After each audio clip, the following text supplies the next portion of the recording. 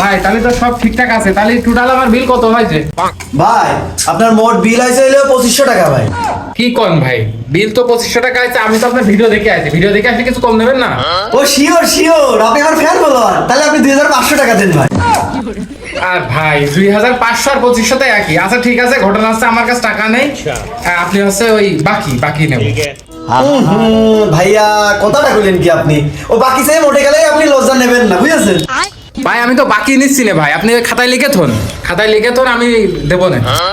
আর ভাই কি কব, দুঃখের কথা, আমার দোকানে কোনো খাতাই নেই, মোটে গেলে আমি বাকিতে বেচা কিনা করি না, আপনি নগদে দিয়ে নিয়ে চলে যান। খালি ভাই আমি হচ্ছে ওই বিকাশ ক্ষেত্রে টাকাটা থেকে তারপরে নিয়ে আসতেছি।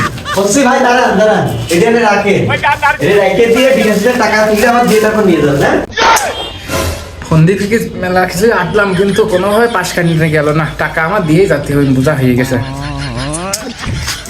2500 টাকা একটা দিতে হবে।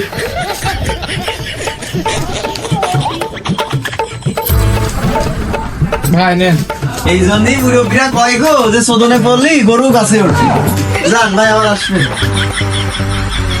ঠিক আছে ভাই, আবার আসবেন কিন্তু। ঠিক আছে ভাই আসুন।